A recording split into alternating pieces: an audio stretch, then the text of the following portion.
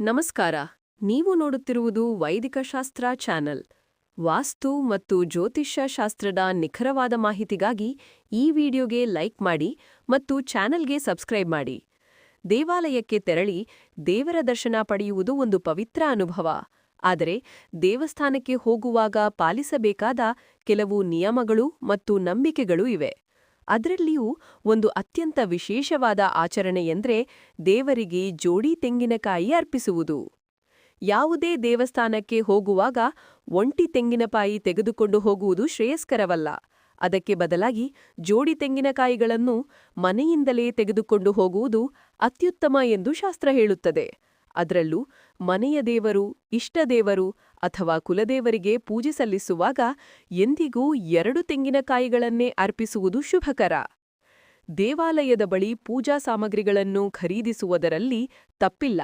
ಆದರೆ ತೆಂಗಿನಕಾಯಿ ಮಾತ್ರ ಮನೆಯಿಂದ ತಂದದ್ದು ಇನ್ನಷ್ಟು ಪವಿತ್ರವೆಂದು ಪರಿಗಣಿಸಲಾಗುತ್ತದೆ. ಆದರೂ ಪ್ರಯಾಣ ಅಥವಾ ಸಮಯದ ಕಾರಣದಿಂದ ಅಲ್ಲಿಯೇ ಖರೀದಿಸಿದರೆ ತಪ್ಪಿಲ್ಲ. ಆದರೆ ಜೋಡಿ ತೆಂಗಿನಕಾಯಿಗಳನ್ನು ತೆಗೆದುಕೊಂಡು ಹೋಗಬೇಕು ಎಂಬುದು ಮುಖ್ಯ. ಈ 2 ತೆಂಗಿನಕಾಯಿಗಳಲ್ಲಿ ಏನು ಮಾಡಬೇಕು ಎಂಬ ಪ್ರಶ್ನೆ ಹಲವರಿಗೂ ಮೂಡುತ್ತದೆ. ಶಾಸ್ತ್ರದ ಪ್ರಕಾರ 1 ತೆಂಗಿನಕಾಯಿಯನ್ನು ದೇವಾಲಯದಲ್ಲಿ ಒಡೆಯಲು ನೀಡಬೇಕು. ತೆಂಗಿನಕಾಯಿ ಒಡೆಯುವುದು ಕೇವಲ ಒಂದು ಆಚರಣೆಯಲ್ಲ, ಅದು ನಮ್ಮ ಅಹಂಕಾರ, ಕೋಪ, ಲೋಭ ಮತ್ತು ನಕಾರಾತ್ಮಕ ಗುಣಗಳನ್ನು ದೇವರಿಗೆ ಅರ್ಪಿಸುವ ಪ್ರತೀಕ. ಇನ್ನೊಂದು ತೆಂಗಿನಕಾಯಿಯನ್ನು ದೇವರ ಪಾದಗಳಿಗೆ ಮುಟ್ಟಿಸಿ ಅರ್ಚಕರಿಗೆ ನೀಡಿ ವಾಪಸು ಪಡೆಯಬೇಕು. ಈ ಕಾಯಿಯನ್ನು ತೀರ್ಥಕಾಯಿ ಎಂದು ಕರೆಯಲಾಗುತ್ತದೆ. ಇದು ದೇವರ ಆಶೀರ್ವಾದದ ಸಂಕೇತ. ಈ ತೀರ್ಥಕಾಯಿಯನ್ನು ನೆಲಕ್ಕೆ ತಾಗಿಸದೆ ಎಚ್ಚರಿಕೆಯಿಂದ ಬ್ಯಾಗ್ ಅಥವಾ ಪರ್ಸ್ನಲ್ಲಿ ಇಟ್ಟುಕೊಂಡು ಮನೆಗೆ ತರಬೇಕು. ಮನೆಗೆ ಬಂದ ನಂತರ ಅದನ್ನು ಮನೆಯ ಮುಂಭಾಗದಲ್ಲಿ ಅಥವಾ ಬೀರುವಿನಲ್ಲಿ ಅರಿಶಿನ ಮತ್ತು ಕುಂಕುಮ ಹಚ್ಚಿ ಇಡಬಹುದು. ಇದರಿಂದ ಮನೆಯ ಶಾಂತಿ, ಆರೋಗ್ಯ ಮತ್ತು ಸಮೃದ್ಧಿ ಹೆಚ್ಚುತ್ತದೆ ಎಂದು ನಂಬಲಾಗಿದೆ. ಈ ತೀರ್ಥಕಾಯಿಯಿಂದ ಸಿಹಿ ಪದಾರ್ಥಗಳನ್ನು ಮಾಡಿ ಮನೆಯ ಎಲ್ಲರೂ ಸೇವಿಸಿದರೆ ಆರೋಗ್ಯ ಸಮಸ್ಯೆಗಳು, ಸಾಲಬಾಧೆಗಳು ಮತ್ತು ಮನೆಯಲ್ಲಿರುವ ಕಷ್ಟಗಳು ನಿಧಾನವಾಗಿ ನಿವಾರಣೆಯಾಗುತ್ತವೆ.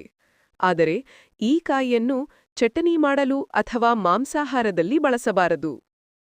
ಯಾರಾದರೂ ಮಾಟಮಂತ್ರ ಅಥವಾ ನಕಾರಾತ್ಮಕ ಶಕ್ತಿಯ ಪ್ರಭಾವದಲ್ಲಿ ಇದ್ದರೆ ಈ ತೀರ್ಥಕಾಯಿಯನ್ನು ಮನೆಗೆ ತರಿಸಿಕೊಂಡು ಆರಾಧನೆಯಾಗಿ ಇಡುವುದರಿಂದ ಆ ಶಕ್ತಿಗಳು ಶಮನಗೊಳ್ಳುತ್ತವೆ ಎಂದು ನಂಬಿಕೆಯಿದೆ. ಮನೆಯೊಳಗಿನ ಕಲಹ, ಅಸಮ್ಮತಿ ಅಥವಾ ಮನಃಶಾಂತಿಯ ಕೊರತೆ ಕೂಡ ಈ ಕ್ರಮದಿಂದ ಕಡಿಮೆಯಾಗುತ್ತದೆ. ವಿಶೇಷವಾಗಿ ದೇವಿಯ ದೇವಸ್ಥಾನಗಳಿಗೆ ಅಥವಾ ಶಕ್ತಿಪೀಠಗಳಿಗೆ ಹೋಗುವಾಗ ಎಂದಿಗೂ ಜೋಡಿ ತೆಂಗಿನಕಾಯಿಗಳನ್ನು ತೆಗೆದುಕೊಂಡು ಹೋಗಿ ಒಂದು ಒಡೆದು ಅರ್ಪಿಸಿ ಮತ್ತೊಂದು ದೇವರ ಪಾದಗಳಿಗೆ ಮುಟ್ಟಿಸಿ ತೀರ್ಥಕಾಯಿಯಾಗಿ ಮನೆಗೆ ತರಬೇಕು. ಒಡೆದ ತೆಂಗಿನಕಾಯಿಯನ್ನು ಭಿಕ್ಷುಕಲಿಗೂ ನೀಡಬಾರದು. ದೇವರ ಪ್ರಸಾದವಾಗಿ ಸ್ವಲ್ಪ ತೆಂಗಿನ ತುಂಡು ಸೇವಿಸುವುದು ಅತ್ಯಂತ ಶುಭಕರವಾಗಿದೆ. ಅದು ಭಕ್ತಿ, ಶುದ್ಧತೆ ಮತ್ತು ದೈವಿಕ ಕೃಪೆಯ ಸಂಕೇತವಾಗಿದೆ. ಇಂತಹ ವಾಸ್ತು ಮತ್ತು ಜ್ಯೋತಿಷ್ಯ ಶಾಸ್ತ್ರದ ಪವಿತ್ರ ವಿಚಾರಗಳನ್ನು ತಿಳಿದುಕೊಳ್ಳಲು ದಯವಿಟ್ಟು ವೈದಿಕ ಶಾಸ್ತ್ರ ಚಾನೆಲ್ಗೆ ಸಬ್ಸ್ಕ್ರೈಬ್ ಮಾಡಿ.